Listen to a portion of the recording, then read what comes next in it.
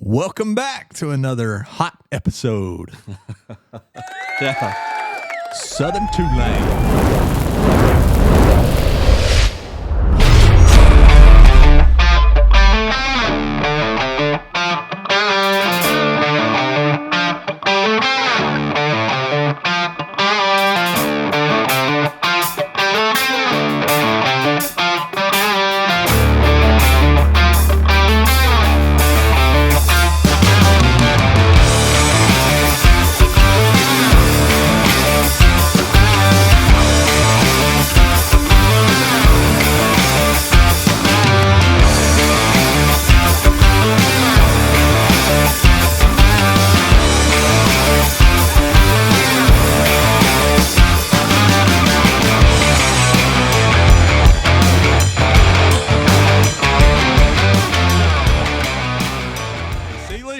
Randy B. Chris Buck Owens.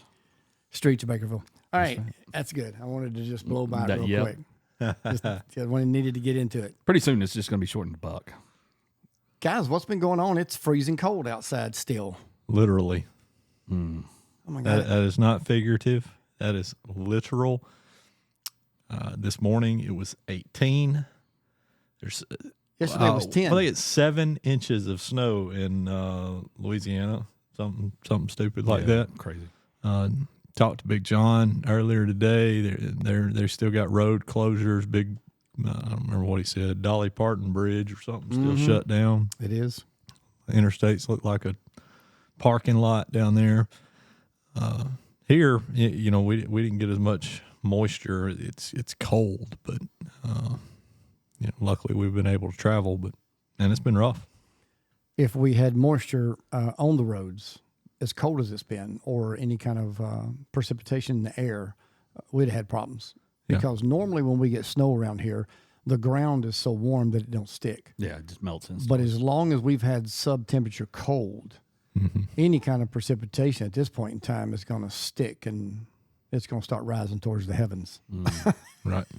So, all right, let's see. It's been a couple weeks since our last episode, and we are going to, last time we did the politics thing, and I went back and listened to it, and I thought we did pretty good. Maybe 60-40, 70-30. I thought we were pretty, I won't say neutral, but, both sides of it. And, by the time this airs on the 27th, he will have been in office a week, and he's fulfilling his promises.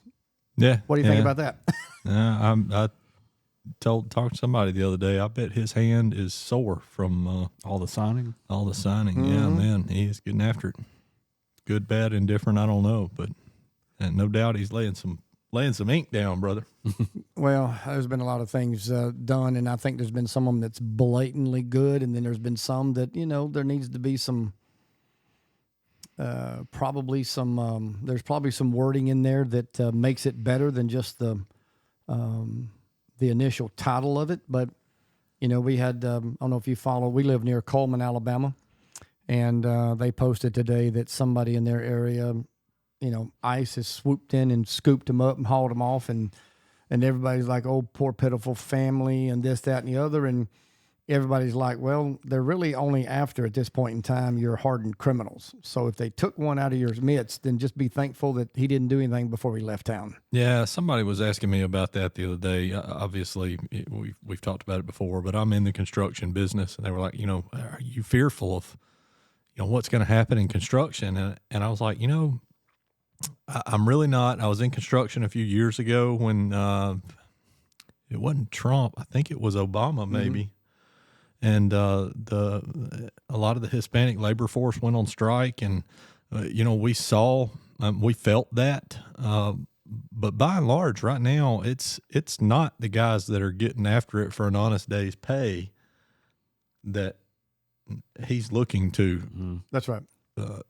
Accost here. Right. No, I agree with that. I think it's very plain and simple. And here's the simplistics of it, and I posted on that little comment there that at the end of the day, you could be the nicest, most gentle person in the world, but if you came across any country's borders illegally, you are classified as a criminal. You broke the law, And the definition of that is anything done contrary or forbidden by law. If you act on that manner, then it's illegal. And I'm sorry, it's just the way it is. Well, I didn't tell a black lie, I told a white lie. I mean, how many times have we told our kids in raising them that there's no such thing as a little lie and a big lie, or a white lie? And so here we are. You have some that are worse than others, but if they came across and they legit are illegal, it's a very different world we live in today. No doubt. But here's I tell guys that work for me, and I was taught, I don't remember who taught this valuable lesson to me, but somebody at some point in time like smacked me on the back of the head and said, do something. Even if it's wrong, do something. Yeah, sure. And I feel like that's kind of where we're at. Like I'm grateful that we're making decisions and we're being active and making something happen, even if, you know what, it may not be the exact right thing to do right now, but we're making movement. We're just not sitting on our hands and watching it unfold. Yeah. Well, and to be honest with you, we can't, because it's like I tell people when I'm busy, I'm saying, man, I'm running, I'm here, got this going on. And I tell them the alternative is not desired. So it's the same thing here. If we don't do something, the alternative of just sitting around and watching because it's what's been discovered is there's some family and children coming over, but the majority of what's crossing over are single males, between the ages of 18 and 40. Which we like to tag as fighting age males. Well, exactly. If we're going to have a buzzword. Well, I like to call it invasion. Yeah. So, that's also part of it. But look, hey, he's acting on some of this. We've got 4 years. Let's see what happens. I didn't like the policies of Biden, but he was the president. I bided, no pun intended, but I bided my time. Got him through. See what he did there. Yeah. So hopefully, at the end of the day, we have arrived at something I'm excited about. So let's see what happens. So to take your bided your time, let's watch this clever transition. Harley Davidson today. Uh-oh. Mm-hmm. Q4 sales probably, I mean, I don't know the exact numbers, but judging by the number of last year's models I still see sitting on the sales floor, recognize that maybe they needed to do something different, and we got our release today. Cue music. Boom. I saw sales were down 40% in the fourth quarter. 40. Wow. 40%. But here's the That'll projection. make you shareholders nervous. And I don't know Cheek Chaklo, his name. I've seen him in several interviews this year, more than I ever have. Cheerio. Exactly. I don't have opinion about him personally because I don't know him personally. But you're talking about judging a book by its cover from the aspect of what he's done. I'm going to say that if the shareholders were smart, 2025 is the year that Harley finds them a new CEO. Now, whether that'll happen or not, I don't know. No. Maybe he has something on a couple of the board members that won't allow him to be gone. But I think that I think it's a necessity. Motorcycles are a little different than shoes. Yeah, good point. If you know the history from where it came from. He strikes me as a guy that's got some nice shoes, though. Yeah, but he'd probably give me a run for my money. Yeah. His probably cost more than mine, though. I would imagine. Mm-hmm. Yeah. So they've walked back some of their DEI stuff, right? Have y'all read any of that? Who are we talking about now? Harley. Okay, we're on Harley because other people have walked back but we had moved on from that. Go ahead. Yeah. Everybody realizes that if they don't, they're not going to have any federal government support. Right. And so out of all of the upheaval of their long-term customer base, obviously they've walked some of it back because of that, and that impacted sales as well. Or were they putting out product people just they weren't wanting to buy? I think there's probably a mixture of it all. I agree. But I'm going to state it's an IMO here.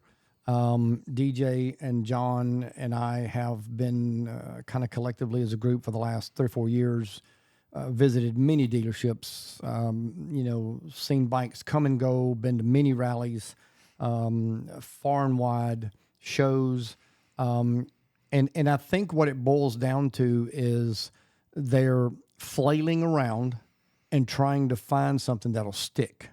I think him coming on board was trying to find something that would stick to the younger generation.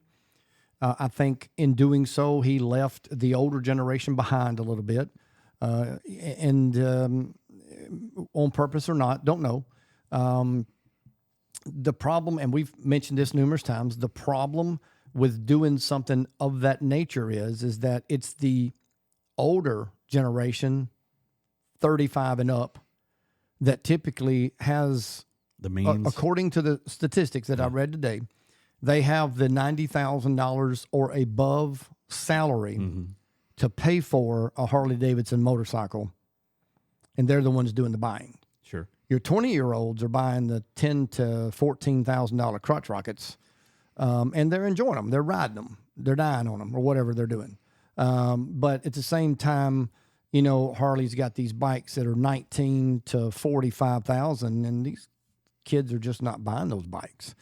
So if you're, going to cater to somebody, let's just kind of step back and revisit. And I'll give you a prime example of that. Now, DJ can chime in on this, and he may disagree with me, but every time we go to a rally, the dealerships that are the sponsors of those rallies always send out a herd of bikes prior to the rally and have them customized. Paints, build, just a few things, nothing really major, but just something make it look different than what Harley puts on the floor. And usually those bikes sell. Yeah. For whatever reason.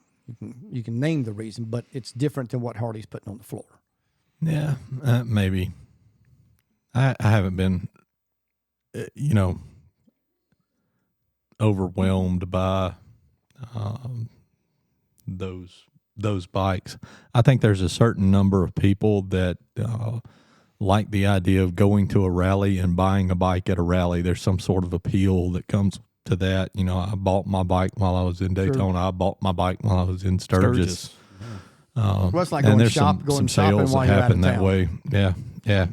Probably you've been on a 3-day buzz or bender or something and make poor decisions maybe.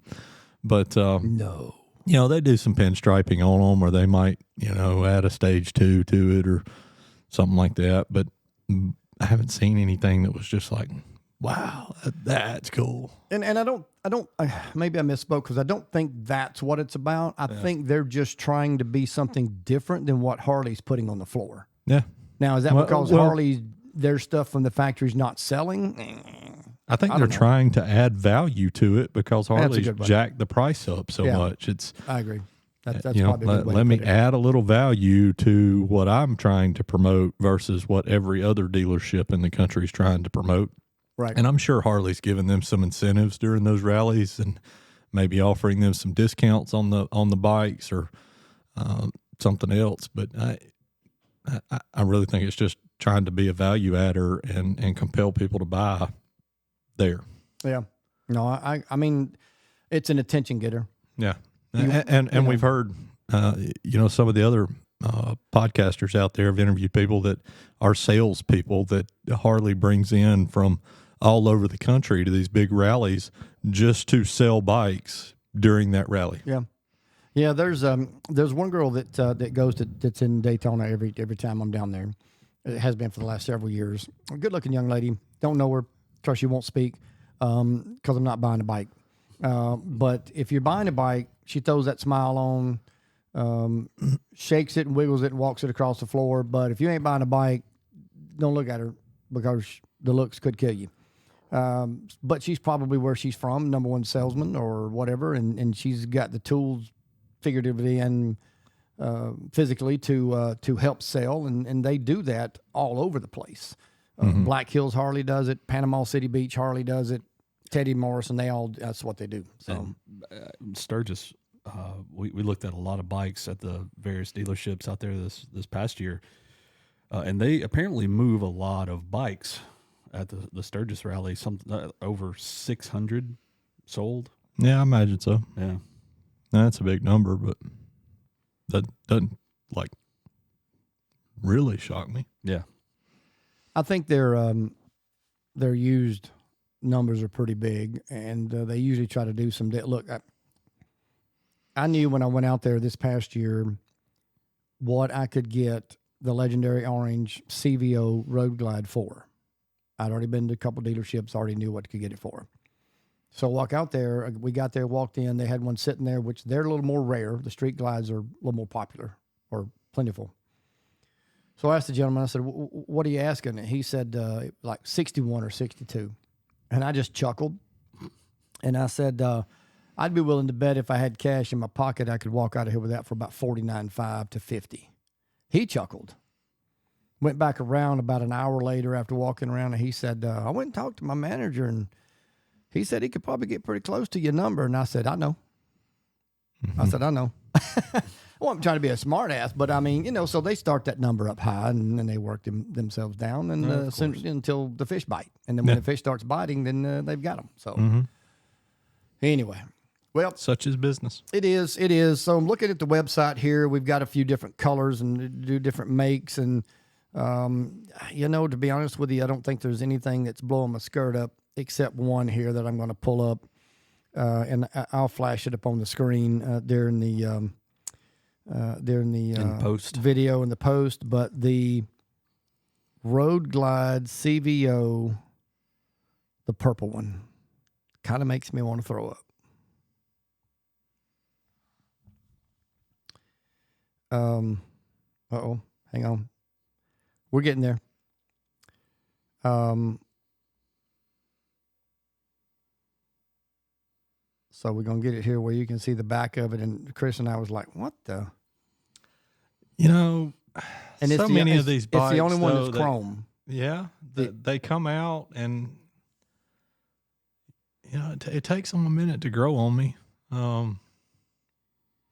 The Copperhead was that way. I didn't like it when it first came out. Yeah, absolutely. But and the now Platinum wasn't even that way. Like, I really thought the Platinum was rather boring until, you know, you see it and then you see it again and then you see it again and you go, and then it starts growing on you. What about that spicy brown mustard breakout? Well, that one we'll have to look at. Now, if you go to the Scorched Chrome package, which is blacked out. That one. That one looks like yours. I like that one. I like Looks that real one. good. That one's called the Raven Fade. I like that. And they made a red version or a poison berry version. See, I'm not a purple guy per se, but the back of it looks better. Don't have all that. Don't have all that striping back there like the. I don't know. It's Still not feeling compelled to go trade money in. No, none of them match the Mako. So. And yours, I like your Road Glide. The color combination thereof is, you know. Anyway, I do like that Raven Fade. That looks good. Yep. I could be talked into that down the road, you know, after somebody's bought it and get it used. So, the Breakout they got a yeller one, old yeller.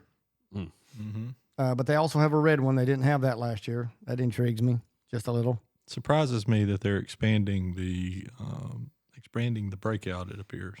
Well, they didn't do anything. Last year we had 3 colors, maybe. Yes, blue, black, green, and white. So there were 4 colors. So this year there's 5. Oh, man. But I wish they would have done the Breakout like they did the Fat Boy. That looks pretty cool. It's a I'm not sure what they called it there because I just missed it. But Whiskey Fire Vivid Black.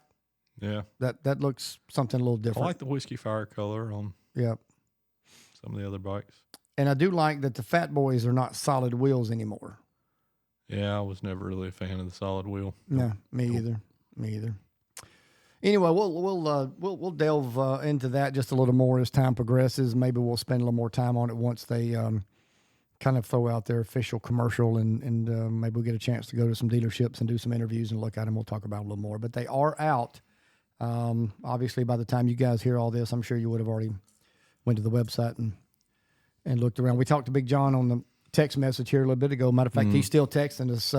because I don't think he knows we're doing an No, episode. probably not. But he's talking about the LRS and the LRST and some other stuff that they've made some changes to that looks pretty good. So we'll have to look at all that and see what we can come up with. So tonight we have 2 rallies that we want to talk about, or 2 events that we want to talk about. One of them is called, and you're going to this one in about a month. Yeah. Mama Tried month, Motorcycle Show. Yep. Going to Mama Tried. Yep. First time. I hear it's a pretty cool show. Chopper build kind of show. I like going and looking at stuff like that. It's got some creativity to it. I get a little burnout going to Dealership after dealership. Well, dealership after dealership. Then you go down to Panama City, which is a big rally in our area. It's only a few hours away from us, but it's all just big wheel baggers and, stretch fenders and stretch tanks. And I mean, they're cool. I guess I have some level of appreciation for it, but after you see the same bikes year after year and the same, bad dad Kit. They lose some creativity.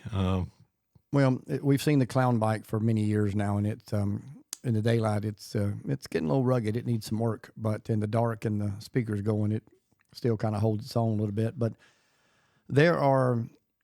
I think I have come to the conclusion in my head when I was down there this past fall, that I don't go for that. Now, I participate in some of it just because I've got time and it's motorcycles. Mm-hmm. So I'll go but 90% of the bikes that are there are the same ones that were there in the spring, and same ones that were there the last fall, and the same ones that were there. They're from Jasper, Alabama. In our area, they're from Jasper, Alabama, Dothan, Alabama, Area 51 Customs, and some other guys like that who bring the same bikes down, show them, enter them into competitions. So, I'll blow through there and listen to them maybe for a few minutes just because I'm there and it's motorcycles. But I've come to the conclusion that that's not why I go. Yeah. To just like going to newbies. I go to newbies and see all the motorcycles, but I'm there for the environment, the fun that's in the air, and all the bikes are the ones that line up against the wall over there and flip all the breakers. I'm just, they're kind of a secondary thought, so to speak, because it is the same, like you said, that every year. Mm-hmm. So Mama Tried. These are invitation only. The builders, yeah. You can't just blow one together and then haul it up there and back up to the door and say I'm here. Correct. They only do how many bikes do they put on the floor? I'm not certain. Is it 200? I had it down. It says over 100. Okay. So it says the motorcycle show, which is held in Madison, Wisconsin, or Milwaukee, Wisconsin, typically features over 100 custom motorcycles from a variety of builders, including flat trackers, hill climbers, choppers, and bar hoppers. Yeah. So me and John got a weekend booked. We're going to go to the museum while we're up there. We got that planned for one day. We've got the show planned for a couple of days, and then there's a flat track race.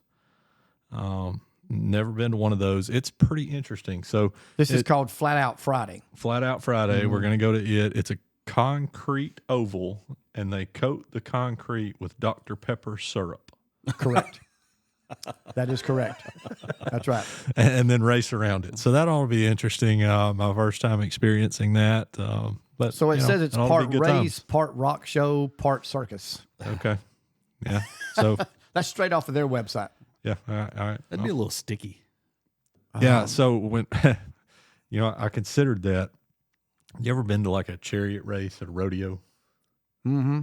No, I can't. Well, if you're in like the first 4 or 5 rows, or the bull riding competition, or maybe motocross is like this. I don't know. Horse racing. I got to quit looking away, and horse racing's that way. My volume's probably all. The front horse guy's racing's clean. so way. Yeah.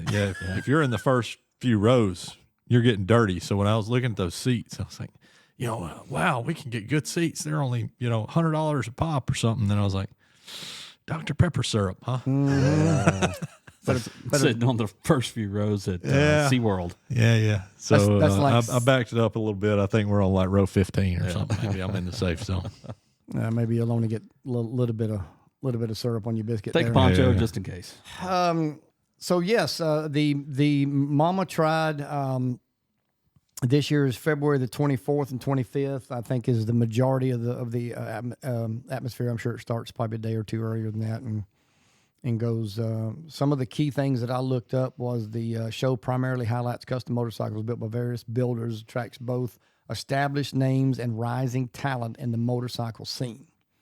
So, and I know over the years we've watched a lot of YouTube people building bikes and podcasting and whatever else may be out there. Bike building is big business. Can you say that real fast? That's the 4 B's. Bike building is big business. Bike building is big bigness. Mm-hmm. Yeah. I mean, if you don't do bikes, you don't know anything about it. But if you know bikes and you're out and you're looking and you're an enthusiast beyond just a casual ride. And I'm not talking about just what's at Mama Tried. I'm talking about just period. Bike building is big business. Well, sure. In Birmingham, we've got. Go ahead. I'm going to get this wrong. Go ahead. I know you've been wanting to say this. Just go ahead. Go ahead and get it out. Confederate Cycles, but they changed their name. Disappointed me. I thought you was going to bring up Google barbers. that. See what they changed their name to. What's the name of it? Confederate Cycles. Let's see here. It's here in Birmingham. They build custom bikes, and we're talking $200,000 bikes. Combat Motors. Combat Motors, what they changed it to. Yep. So, dude, you put your deposit down on this bike, and they tell you when they're going to build it, and they put a video camera on the bike, and you can watch the bike be assembled for piece by piece. Wow. Yeah, But it's I pretty mean, cool. you just But you if know, you look at some of their stuff, Yeah. like their F1, this is some far out stuff. It's cool stuff.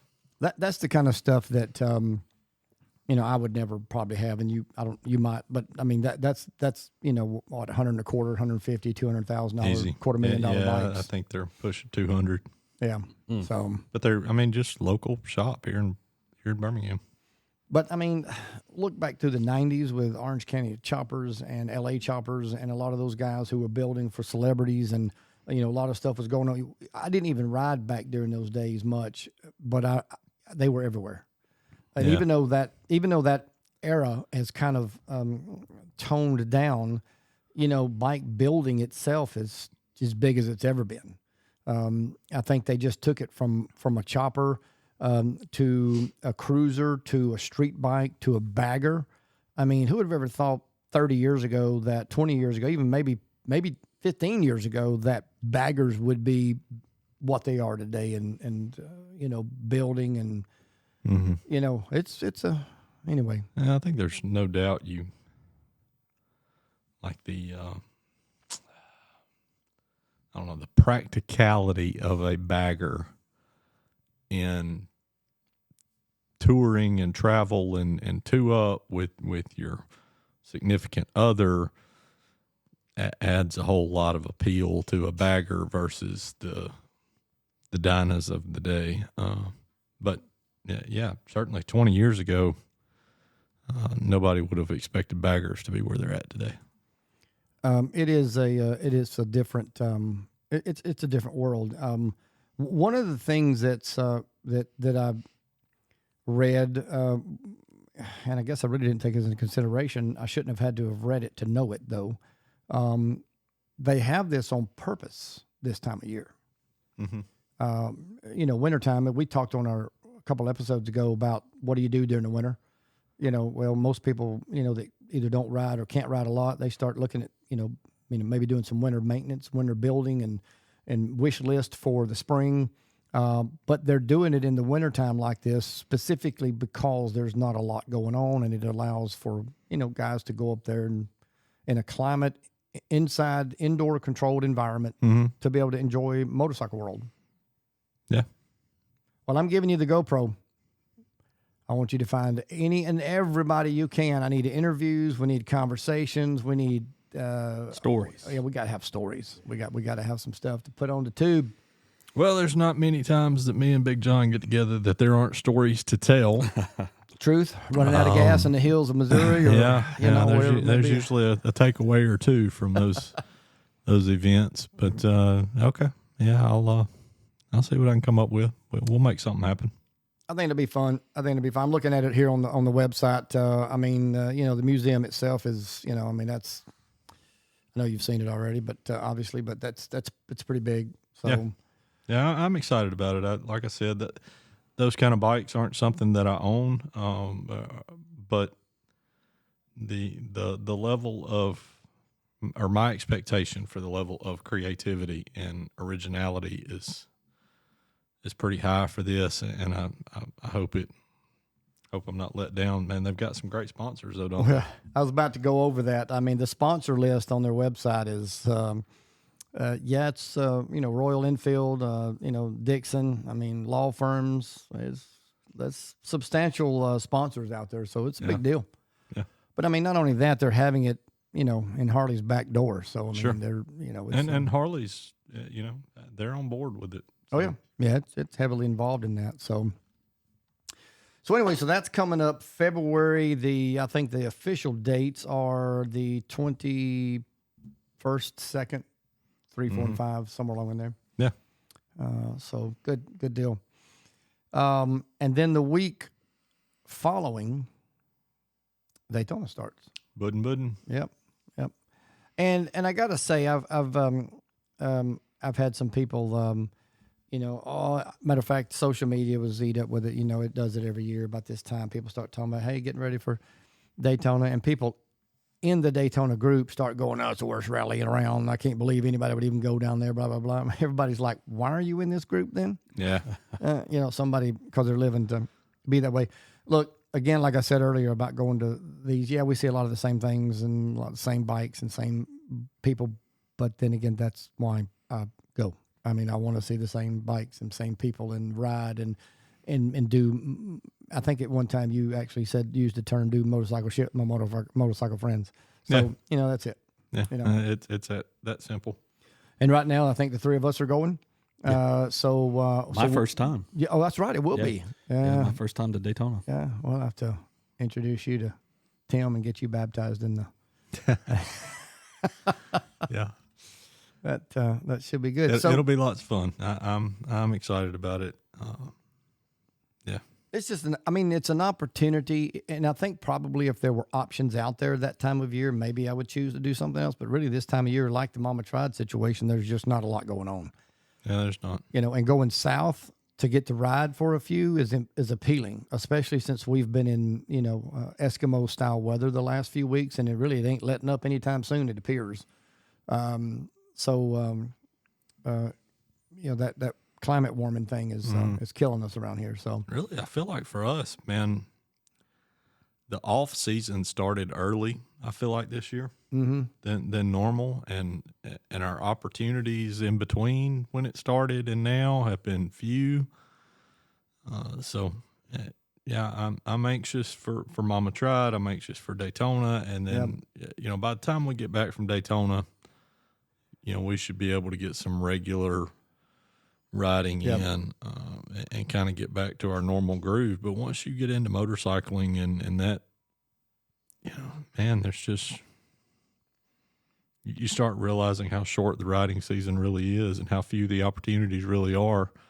You think it's great, but then, there's other things in life that compete with that time too. Oh, there is. So you got to take advantage of the opportunities when you have them. Mm-hmm. Yeah, it's and Daytona's one of those that it's a 10-day rally. So they give it an opportunity. If you can't make the whole thing, you come one weekend. If you can't make that, you come the last weekend and sometime in between. But some of the statistics for this year's or Daytona's rally is they around 400 to 500,000 people show up down there. And wow. So it's a big deal for the 10-day event. And here's and what we're going to do. Randy has fabricated a camera mount that you're going to wear on your shoulders, and so that we can get a picture of your facial expressions as we move about and as you see the masses of people on motorcycles. Okay. No, I'm kidding, but I will say, like, my first time down there, and you go, okay, well, we're going to head to the dealership, which has changed names a number of times or a couple times since I started Destination going. Daytona stays the same. I All guess. right, so you're headed to destination, and you pull up in this parking lot, and you look, and it's just acres of bikes that are just parked. Mm-hmm. Wow, this is something to see. Well, of course, I mean, you were at Sturgis. I'm sure it's comparable, but No, Sturgis is so spread out. That's true. the difference. Sturgis is spread out. And Daytona offers a little bit of different look and appearance because of the beach, the ocean, and a little different, climate and things of that nature. So It's kind of how I imagine Lone Star might be. Right, Randy? You brought up Lone Star a couple times. Lone Star in Galveston. Galveston. Well, maybe, I guess similar because they actually have it right on the ocean wall. Yeah, backed up to the seawall. Right? Yeah, all the vendors are sitting on the seawall. So that I've got to make that rally. I don't know when it'll be, but I'd like to go down there. 84 years. This will be the 84th year. This actually started in 1937, and they called it the Daytona 200 as a motorcycle race. And it went from 37 until like 42, 41. Was really just people coming down to watch motorcycle race.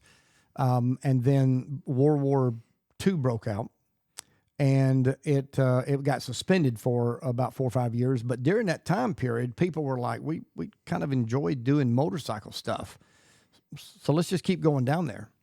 So they did. So when the war was over in about 1947, they decided to name it the Rally.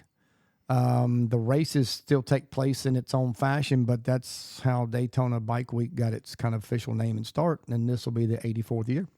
cool. So pretty cool information there I've learned. Yeah. Educated me. Yep. And they usually I know last year when we were down there, the opening weekend of the rally was the big motocross event. Yep. And that kicks off the motocross season, and then the closing weekend of the rally is the King of the Baggers season kicks off. Which if y'all haven't been to a King of the Baggers race, I don't even know if you deserve to sit at this table, but those are pretty cool too. I hope we get to catch one when we're down there. I want to go to one at some point. I don't know that I would go out of my way to do it, but if we go to Daytona or we're in Sturgis or we're in Birmingham, because they do stuff here, I would like to probably go see one. The Baggers haven't run here. No, that's true. The Superbikes do at Barber's, but Allison and I went over to Atlanta, Road Atlanta. Is that the name of their big road track over there, and watched the King of the Baggers race. I mean, it was a fun day, I guess. Pretty cool. What'd she think of that? She thought it was really hot. Yeah. Loud. Yeah. The appeal wasn't there for her, but she was there hanging out with me. you. Yeah, That's she was right. hanging out with the coolest person in the world. So, So that's similar to I've been to Talladega yeah. a few times, and there is only about 0.1 to 0.2 seconds per lap that it's fun, and that's when they pass in front of you. The rest of it, which don't take but about another few seconds for it to come back around, but you really got to be a Enthusiast. Yeah. no, an enthusiast can do what I did. You really got to be hardcore to go, camp out and do like I am with bikes. I'm a hardcore bike. So, I mean, I'll do about anything.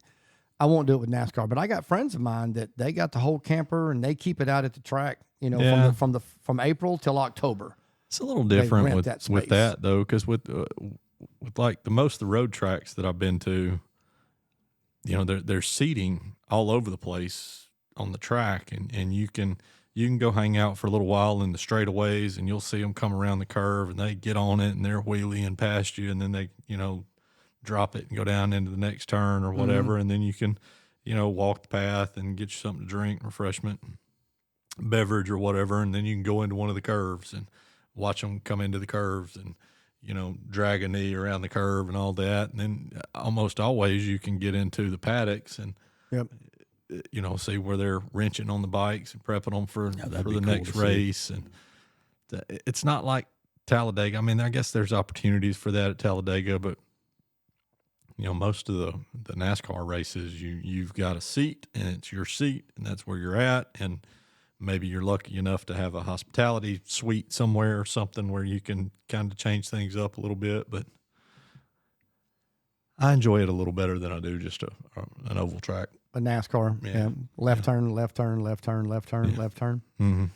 I will say this, that I enjoyed Talladega a lot more, and I've done this twice, in a car going around it versus sitting in the bench on the bench watching a car. I've not done that, but I hear it's pretty cool. Yeah, it's the walls passing by at like 180, 190 miles an hour, and the guy's just got one arm on the wheel, just chatting. Hey, what do you do for a living? And I'm like, dude, I think you really should be. We should pay attention. You should be changing gears, keep your foot near the brakes, and all that kind of good stuff. Now, my real thrill, back in 2000 when I moved to Indianapolis that year, as part of the I guess excitement that is around the Indianapolis 500 race.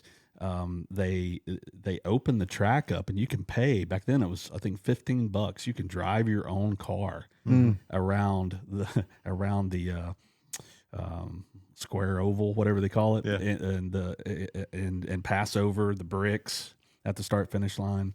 But you can't drive, at least back then, you couldn't get over 35, and they had state troopers stationed. They'd pull you over if you got on it a little.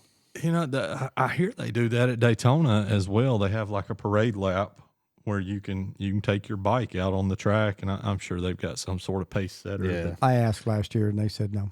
Yeah, but I Really? think the person you asked just was uninformed. I really wanted to get I really wanted to ride my bike on the track and open it I up. think that opportunity is there. We need to further investigate that if that's something you really Let's want. have you ask this year, DJ. Let's have you ask. Okay. I will say that Talladega has a 30-degree incline, and so you can't be going slower than 85. Are you just going to go down? Right? Going around, you'll flip over. Yeah.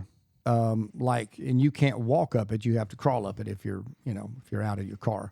So it's and going around that, you feel the G-forces. I mean, it's pretty phenomenal. And you watching it on TV is one thing, but being there in the stands, that's a whole different experience. But being in the car, I would do that again. I don't know that Talladega's that way, but I think Barber's got track days. You can take your bike out there and pay a little bit of money and ride around that track. Might be worth it. Put on my skid suit, get her done. Yeah. I need to borrow your bike though, Be kind of cool. just in case. Buddin'. All right, so I have a question for you guys. How much money do you think is the economic impact for Bike Week in the Daytona Beach, Ormond Beach, Daytona? We're assuming good weather. It didn't say based on good weather. It just says that it stimulates the economy massively and it's extremely lucrative and generates a significant amount of money. And some of the latest numbers are around $1 billion. 11 billion. 75 million. I was going to say, I was going to guess 100. 100 million. Not 1,000 million. No. There's a little difference between that. $75 million. Wow. That's a lot of money. Yeah. That's a lot of money. That'll pave some roads. Yeah, well. That's. Yeah. I'm not sure that's what they do with it. I would have to say that is not what they do with it. Maybe some roads. That should pave some roads. Yeah. It should fix that flooding problem on that one everybody likes to ride down. But well, US 1, maybe they'll get some of that hurricane flooding where it won't, fill up the road and it'll all drain off. It did, it did in the fall after, what was it, Ian? No, which one came by? That one. Everything was drained off pretty good. Ian, when it came by in 22, when we went down in the fall, that's the one that there was debris still everywhere, and that one was a little tough. But now let me ask you this: so I was down in Jacksonville, Florida last year when the rally started, and I passed a lot of bikes on the interstate. I was driving home as they were headed toward Daytona, and we passed you. Yeah, probably. And I think we had that conversation, and I was driving while you guys were riding, so the odds are pretty high. But I saw a lot of guys bundled up, and I was bundled up because it was pretty chilly outside. So what's it like when you get down to Daytona at the end of February, 1st of March? Almost every time I can recall, almost every day, it's like you leave out in the morning with maybe certainly a hoodie, maybe a jacket. By sun comes up, you're down to a flannel. You've shedded a layer, and then man, as soon as the sun starts setting, you start bundling back up. Couple 1 or 2 days, it might get a little warm, and you're down to your t-shirt, but you get all 4 seasons, so pretty much every day. Okay, so if the sun comes out, I would say typical average weather is 75 to 80 degrees if the sun comes out down there, as long as no fronts have come through. in March, really? February 1st of March. Yeah. Okay. So I mean, even in the low 70s to upper 70s, it can still get warm. But like DJ said, early in the morning, and if you're out past sun going down, you're gonna have on something that's still. Mm-hmm. So I have a reason for asking that question. You think I would be okay foregoing the investment in the heating gear this year, or No? Don't worry about buying it, or no, don't forego Yeah, it? I mean, Daytona is not a rally that you're going to spend long hours riding at. Okay.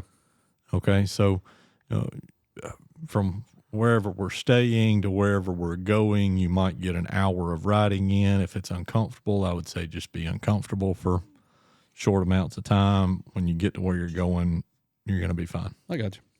It's when Jeremy and I went down in 23 fall for Biketoberfest. We left Auburn that morning, and there was frost on the bikes. We got down there, and we thought, okay, well, the sun's going to come out. We looked at the weather. It was going to be sunny the entire time we were gone for almost 2 weeks. So we thought, all right, well, we'll start out with our leathers and chaps and everything. We'll be warm. But probably by noon, we'll start taking it off. 8 o'clock that night, we rolled into Daytona, and we hadn't shed jack. I mean, it stayed cold all day, even with the sunshine. That night, we went to eat after we got in, stayed cold, got up the next morning, it was cold. It was about day 2 or 3 before it started getting a little bit warmer. So it can be cold. So I would say, with trailering in the truck, you can't take too much. You got plenty of room. Throw as much as you want to on there. Better to have it not need it than to need it not have it. If you're riding, be strategic, but you better always take something warm no matter what. But I would not go out and invest hundreds of dollars into heated gear. Nah. Fair enough. Yeah, I wouldn't do that, really, to be honest with you, anytime, because I've got it, and I've not gotten my money's usage out of it. Now, when I do use it and have used it, it's been warm, but it wasn't something that I just had to have around. There's been instances, a couple years ago, I guess, when Allison and I went up to the mountains, and was that October? We had some pretty, you travel all day long riding wherever you're riding, and then at the end of the day, you got to make your way back to where you're staying. And I can remember some of those nights were brutally cold. Mm-hmm. I would have taken the time on that trip to bundle up, plug in, and add the layers, and been more comfortable on that ride home had I had that gear. But I don't have the gear, so I don't see myself making that investment. But there have been, just because there have been so few times. Now, if I was going to set out on a trek from here to Alaska and up mountains and down mountains, and maybe, but Well, I would say Right now, that's not my riding style. we even made a trip in July a few years ago to the Tellico Plains and went across the Churhala Skyway. And you're talking, 92, 3, 4 in Tellico Plains by the river to the tip top of Churhala being 59. So, it gets cold. But it's not enough to warrant taking a bunch of gear. You can throw a leather jacket in your bike. Well, most can, as long as it's not like a whole cow. Like some people have to wear a whole cow for a leather jacket. But you can throw a leather jacket in the saddlebag or the tour pack. Like again, I'd rather have that not needed than the need it, not have it. So, Yeah, I was just curious on your opinions on that. That does get to be that. I mean, that brings up a valid point about Daytona, though. Is it gets cumbersome when you got layers, and then you park the bike and you hike 300 yards through to whatever you're at some place, and then decide, okay, now I got to get rid of a layer. And then, you're all right. Well, I'm going to run back to the bike. I'm going to drop this off. I'm going to lock this up. I'm got to make room for this. And it's a little different, You just got to be mindful of, okay, what am I going to do with this leather jacket? When you don't have a tour pack, right? Right. So now you got to wad this leather jacket up and get it into a saddlebag where you can lock it, or you're just going to drape it over the bike, hope nobody steals it. And then, do you have a helmet? Well, where's that helmet going to go? Yeah. I've never had anybody mess with the stuff on my bike, but to say it wouldn't happen would, you're taking a chance. right. Of course. Well, it would be a little naive of us to think that there's not a thief down there somewhere. Sure. And I think it's, one of the things that I enjoy about going down there is, and we've been down there numerous times over the last few years, and we've really experienced all varieties of weather. Last year this time, you and I and John went down, and it was we had warm days when the sun was out. We had some drizzly days. Mm-hmm. We had some cool days, and even got caught at Kona when the bottom fell out. Yeah. So there, all kinds of stuff. Now that was the first trip that we really experienced a lot of rain. Matter of fact, that's the only trip that I've been down there, and I've been quite a few times in recent years that we really had any major rain. So that's been a blessing. But it's you gotta plan for it. Mm-hmm. Can't, because you never know. So No. What else is on your list of topics for the night? I think that's about it for tonight. I just want to kind of hit those first two events that we're going to be kind of covering for the start of this year. One of the things that, and I've said this twice already, and I'll make this a third time, but one of the things that gets me excited about these events, and I would be with you at Mama Tried if circumstances with some other things had not been in the way. But one of the things is because we've come through the winter, and especially this winter, my Lord, not a lot of riding, and it's just really exciting to get out and kind of see, it's almost like, the dog coming out of the house to run outside with his friendly other dogs in the neighborhood he hadn't seen in a while. I'm like, let's go run around with, 500,000 of our closest buddies, and hope none of them act stupid. Yeah. But yeah, and I'm excited about that. So it should be fun. Just be nice to get away, do something else other than sit in the house and try to stay warm and go to work. And yeah, I think Chris and I's plans are to leave Friday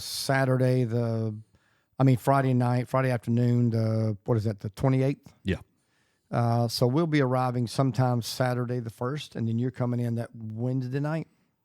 Ish, yeah. Ish. Yeah, it's, Okay. it depends on how work things fall and all Okay. that. I may come a little sooner Bring it. if it looks like it come on. can work out. All right. Well, hopefully John will hear this, and I need to send a subliminal message that he needs to show up. We'll hope that'll happen. I think somebody just turned on some water or something. So Is that what that noise is? Hear it. Hear it in the mics. Hear it in the mics. Yeah. Sounds like a There it went. hurricane. That's good. Good Hurricane deal. brewing. All right. Well, if TikTok's still around when y'all are seeing this, currently I think we're on again. We are TikTok, on. on Right again now. with TikTok. TikTok's I'm back not on. a TikToker or whatever they call it, but TikTok at Southern Tulane Instagram at Southern Tulane. and the face page at Southern Tulane. And of course, YouTube, Southern Tulane. You guessed it. That's right. And that is the Southern, the number 2, and Lane, all one word. Anyway, here we are. Oh, and another bit of news, and we'll dive into this a little more. Obviously, it's a few months away, but looks like the three of us may be three amigoing it to Sturgis this year. Rock and roll. We'll talk more about that and as time progresses, but looking forward to that. Yes, as they said, we're on social media out there, guys. Go see us. Go tag. Go smash the like button. Subscribe. If you got any questions for us, you got any topics for us that you want us to talk about, discuss. Hey, just make note or comment or whatever may be the case. Until next time, God bless. We'll see you around.